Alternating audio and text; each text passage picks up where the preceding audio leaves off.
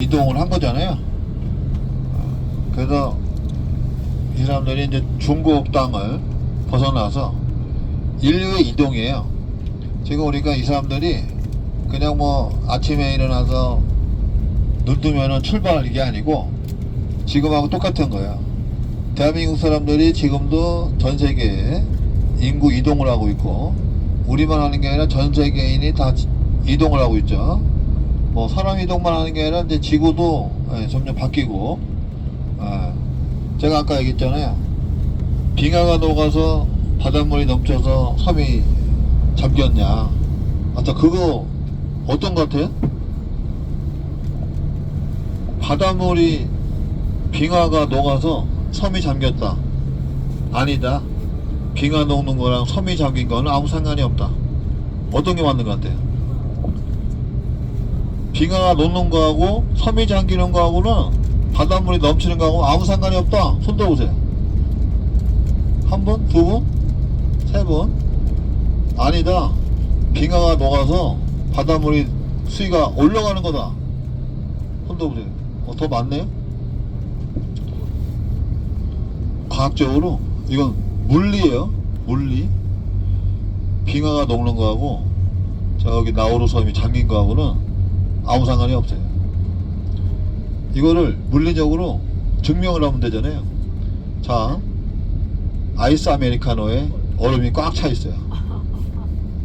그러면 얼음이 녹으면 넘칠 거 아니에요. 근데 그 얼음이, 아이스 아메리카노가 다 얼음이 녹아도요 안 넘칩니다. 물량은 똑같아요. 그러니까 우리가 이상하다? 넘쳐야 되는데 안 넘쳐요. 또 어떤 사람은 이 사람이죠. 얼음이 위에 올라온 거 있잖아요. 얼음 덩어리야. 올라오잖아요. 빙하처럼. 올라온 부분이 녹으면 넘치지 않냐? 안 넘쳐요.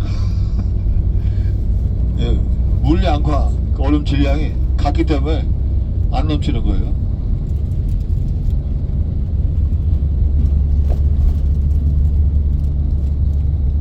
자,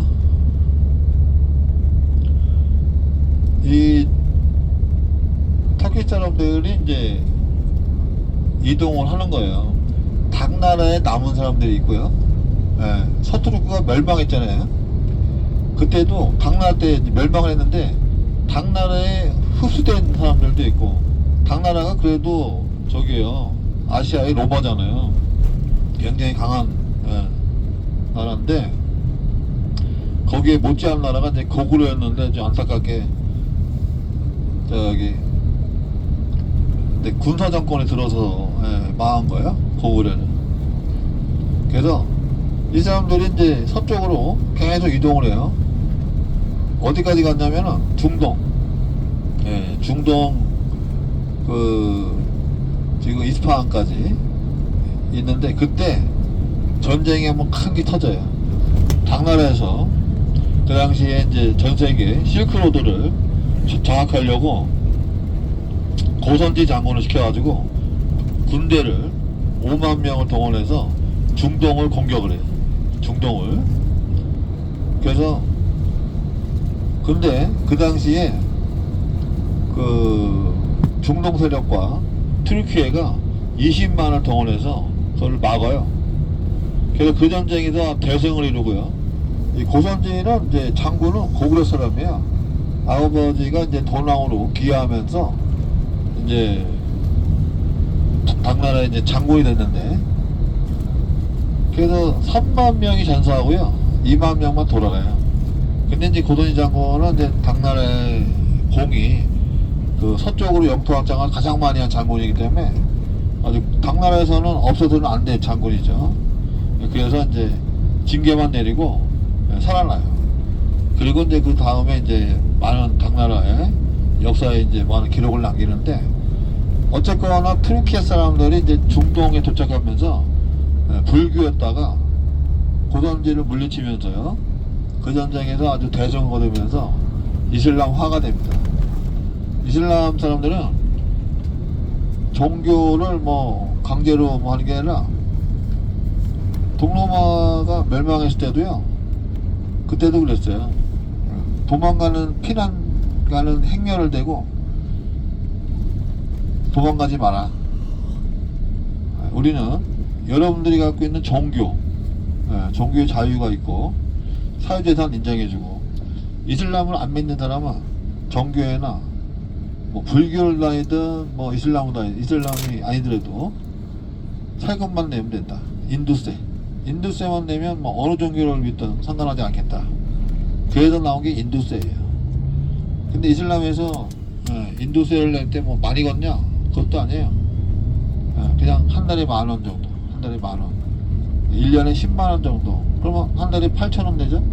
그 정도 세금을 걷는 거예요.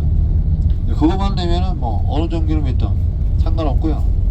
지금은 이제 인도세 같은 거는 없어졌지만, 지금도 이스탄불에 가면은 종교의 자유가 있어요. 나중에 거기 신시가지 가면은요, 카톨릭 성당이 굉장히 많아요. 이태리 성당인데 거의 뭐 다 1,000년 넘은 거죠. 그래도 뭐 교회도 있고 참 그래요. 그래서 이 사람들이 이슬람화가 되면서 그때부터 점점점 이제 계속 서쪽으로 이동을 하죠. 그러면서 우즈베키스탄, 이스파한을 지나서 우즈베키스탄, 카자흐스탄, 티르키니스탄 뭐 이런 사람들이 다 투르크 사람들이에요. 여기 사람들하고는 진짜 사촌지가 형제의 나라죠.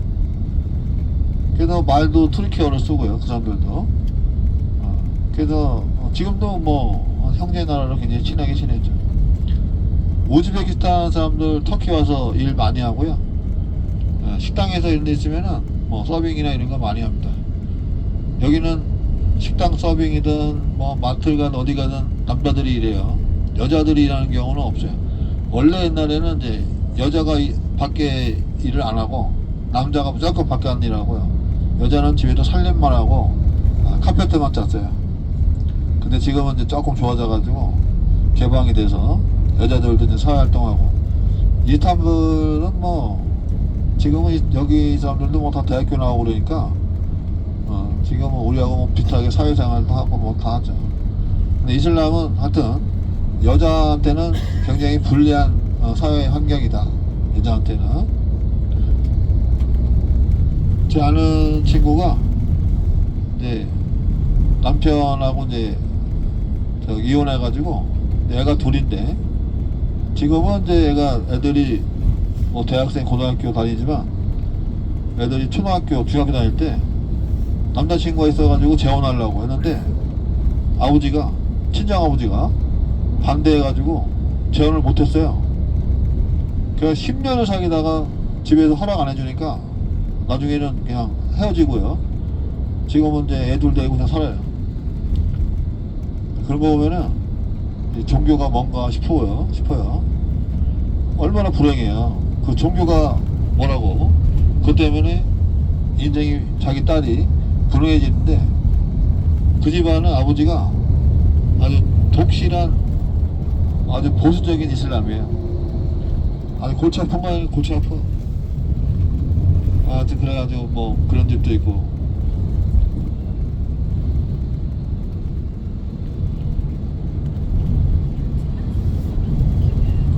자,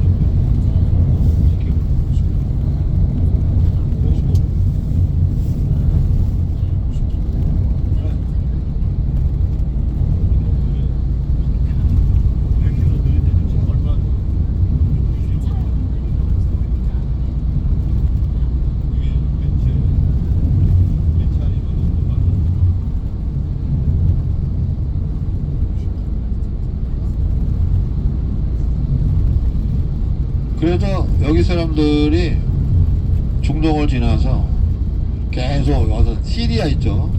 시리아까지 도착한 게 10세기예요. 10세기.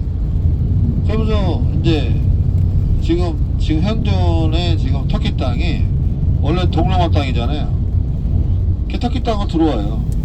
근데 이 사람들은 어느 지역을 침범하는 게 아니라 그냥 목표지 따라서 계속 이동하는 거예요.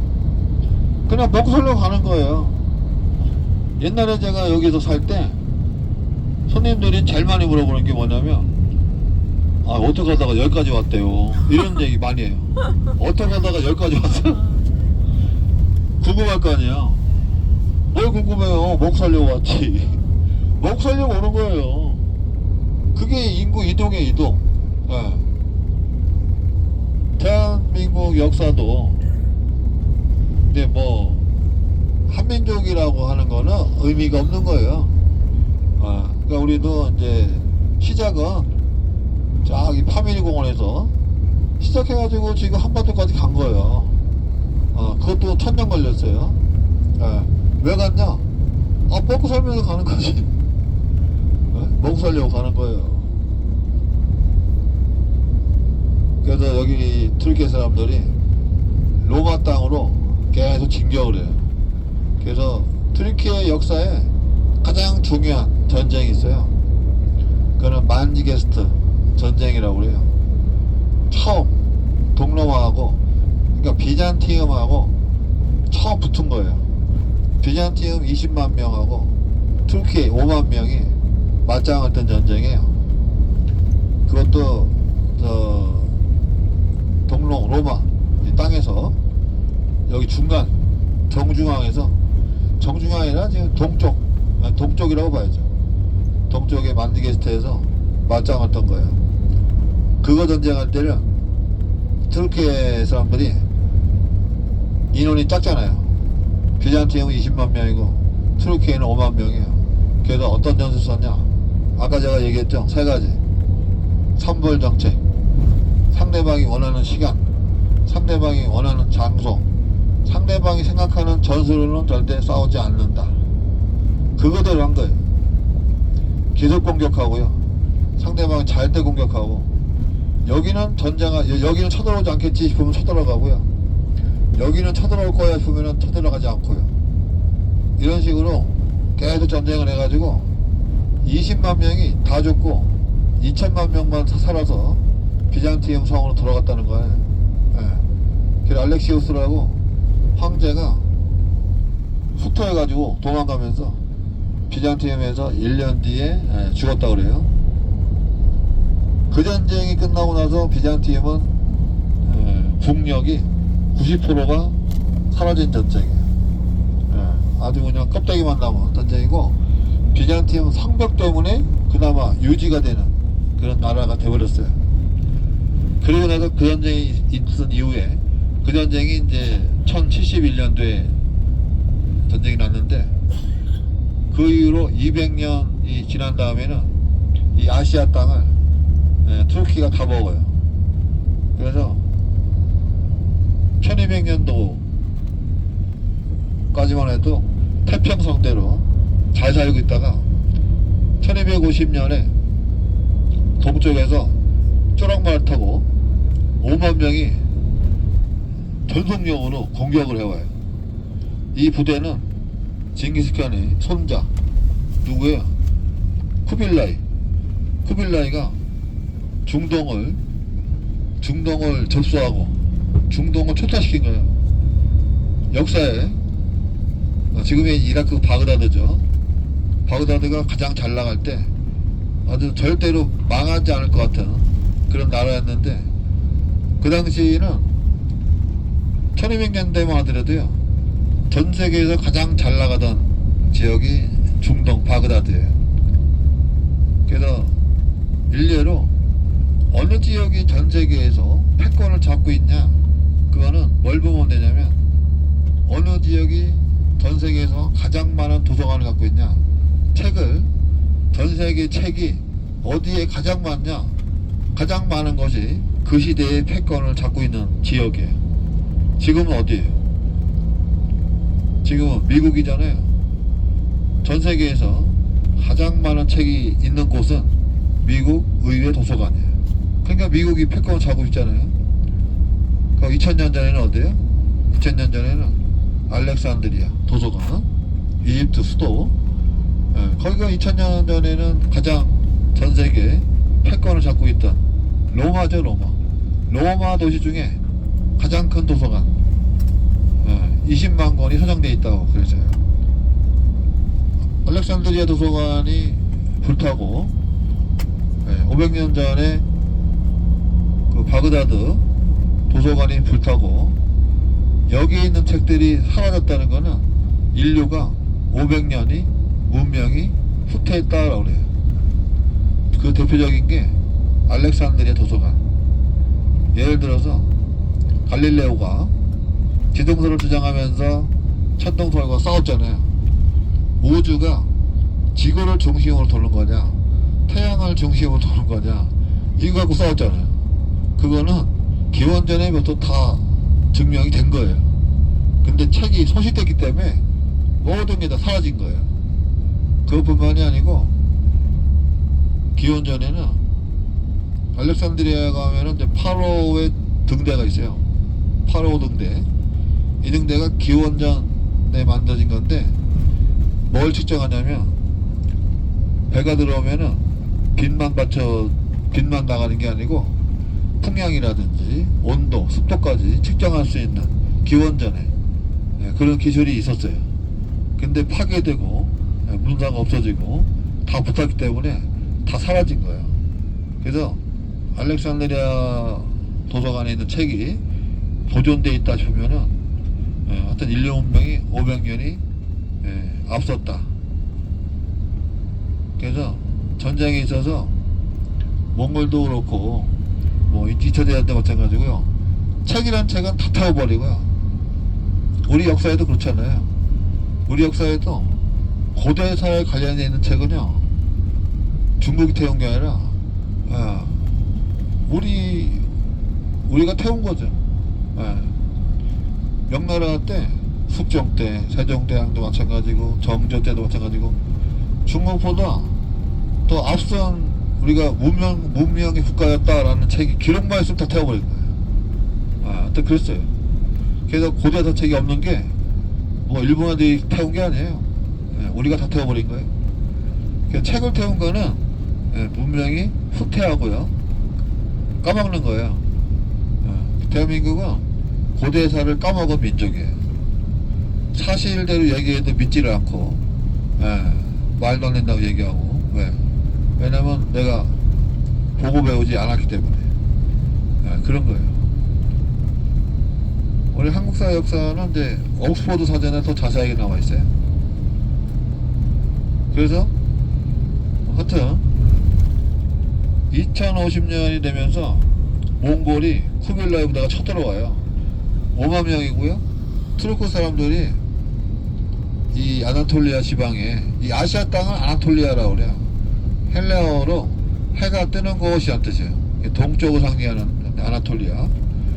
행복하게 잘 살고 있는데 이 사람들도 전쟁에 취하면서 뭐 한 80년을 행복하게 살고 있다 보니까 전쟁이라는 걸 까먹었어요. 지금하고 똑같은 거예요.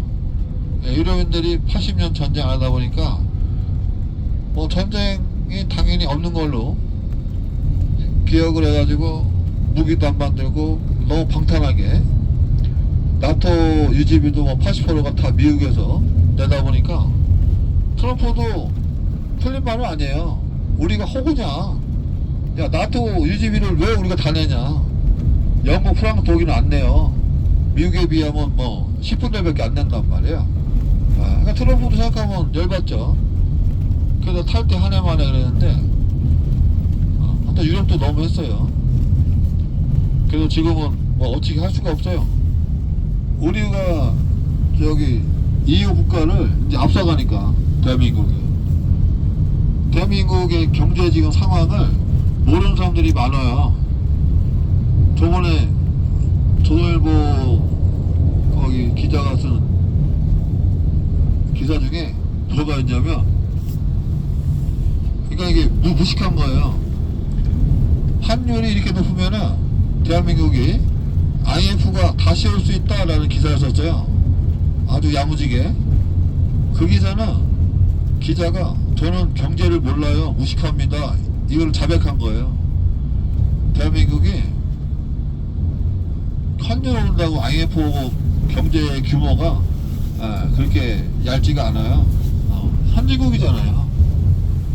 규모 차이가 얼마나 나냐면 옛날에 IMF 났을 때 120억 불이 없어서 IMF가 난 거예요. 지금은 한 기업이 미국에 투자하는 공장 짓는 돈이 125불이에요.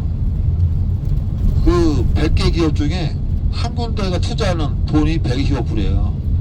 그러니까 IMF 시대랑 지금이랑 대한민국의 경제 규모는 100배냐? 아니에요. 200배가 큰 거죠. 큰 거예요. 그래서 어마어마하게 격세지감으로 커진 거예요. 대한민국이. 또 뭐가 있냐면 어떤 사람은 제 친구도